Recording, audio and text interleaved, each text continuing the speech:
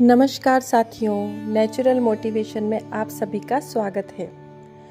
आज मैं आपको एक पौराणिक कथा सुनाने जा रही हूँ जिसका शीर्षक है उल्टा लटका राजा। तो चलिए शुरू करते हैं हमारी आज की पौराणिक कथा। सत्यव्रत अयोध्या के एक सुप्रसिद्ध सूर्यवंशी राजा थे। वे न्यायोचित तरीके से अपने राज्य पर शासन करते थे। जब वे वृद्ध हो गए तो उन्होंने अपने पुत्र हरिश्चंद्र को अगले शासक के रूप में सिंहासन पर बिठा दिया। सत्यव्रत की अगली इच्छा थी अपने नश्वर शरीर सहित स्वर्ग में जाना। इसलिए उन्होंने अपने गुरु ऋषि वशिष्ठ से सहायता करने का अनुरोध किया। वशिष्ठ ने उन्हें समझाने की कोशिश की कि उनकी इच्छा ना तो प्राकृतिक थी और ना ही ऐसी जो देवताओं को स्वीकार्य होगी, किंतु सत्यव्रत अपनी बात पर अड़े रहे। वशिष्ठ ने उन्हें सलाह दी, हे राजन, इस जीवन में किए गए सभी अच्छे कर्मों के कारण आपका स्वर्ग में जाना निश्चित है, किंतु उससे पहले आपको अपने नश्वर शरीर को त्यागना होगा। यह प्रकृति का नियम है। अपनी बात पर अड़ी सत्यव्रत ने महर्षि वशिष्ठ से अपने बड़े पुत्र शक्ति पर सहायता के लिए दबाव डाला। यहाँ तक कि उन्हें बदले में धन का प्रलोभन भी दिया। शक्ति प्रलोभन के अशिष्ट संकेत से क्षुब्ध हो गया।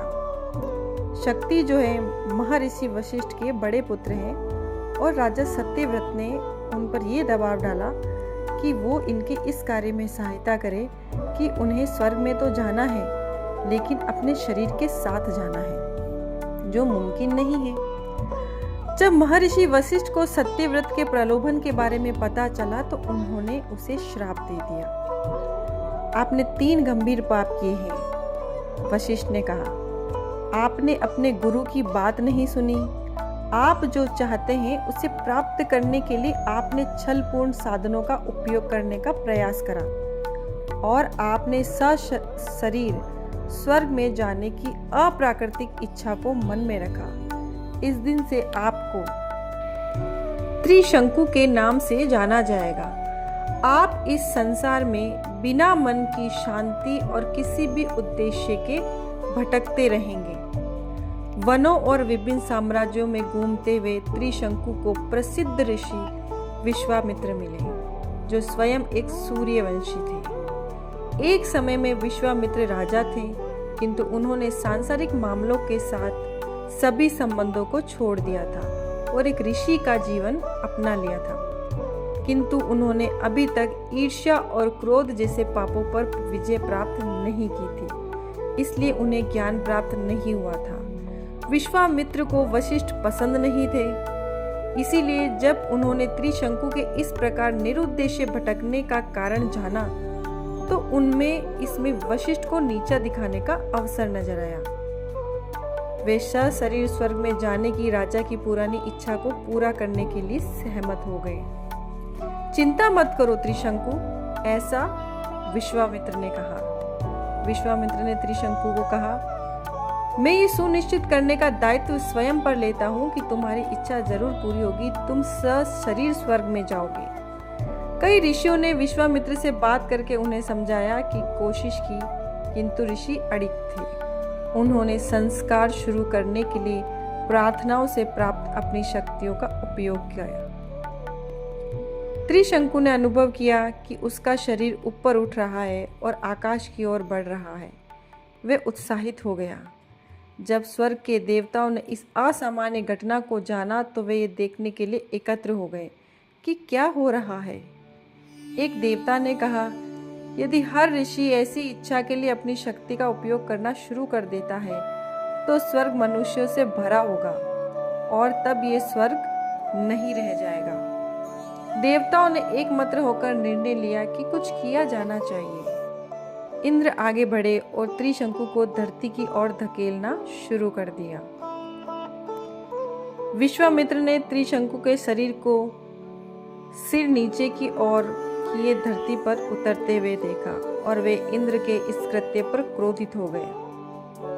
अब वे अपनी पूरी शक्ति का उपयोग करके शरीर को फिर से ऊपर की तरफ धक्का देने लगे। इस निरंतर खींचताने से त्रिशंकु दो क्षेत्रों के बीच में अटक गया और उसका सिर नीचे और पैर ऊपर की तरफ रह गए। इस घटनाक्रम से त्रिशंकु का सिर जो है वो नीचे की तरफ हो गया और पैर जो है वो ऊपर की तरफ हो गए, जिसके कारण वे कहीं भी जाने में असमर्थ हो गया।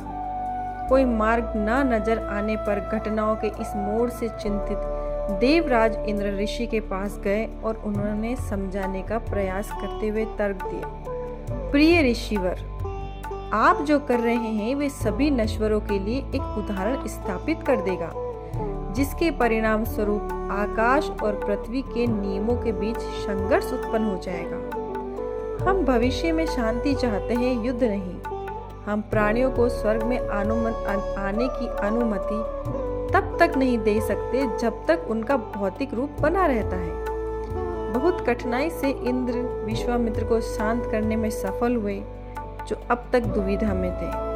वे देवताओं की इच्छा को समझ गए, लेकिन वे त्रिशंकु को दिए वचन को नहीं तोड़ सकते थे। इसलिए विश्वामित्र ने त्रिशंकु के लिए एक नया स्वर्ग बनाया, जो स्वर्ग और पृथ्वी के दोनों क्षेत्रों के बीच खड़ा था। इस प्रकार त्रिशंकु स्वर्ग शब्द का निर्माण हुआ, जो एक ऐसी स्थिति को दर्शाता है जिसमें एक व्यक्ति अपनी इच्छाओं और संपत्तियों के बीच जकड़ जाता है और ना तो यहाँ का रह जाता है और ना वहाँ का रह जाता है। इस पौराणिक कथा में हमने ये समझा है कि जो त्रिशंकु थे, ना तो वो धरती पर रह पाए और ना ही वो स्वर्ग में जा पाए, वो बीच में ही रह गए। कहीं ना कहीं हमें अपने जीवन में कुछ ऐसी इच्छाओं को, ऐसी तृष्णाओं को नहीं लाना चाहिए जिसके कारण हमें, हमारे परिवार को या हमारे समाज को किसी प्रकार का नुकसान हो। हमें एक सामान्य जीवन जीना चाहिए और ईश्वर की तरफ से हमें जो भी मिलता है उसका धन्यवाद करना चाहिए, ताकि हमें और बेहतर मिल सके। और कभी भी ऐसी इच्छा को नहीं पालना चाहिए मन में जो असंभव सी लगती हो, अगर वो सही नहीं है तो।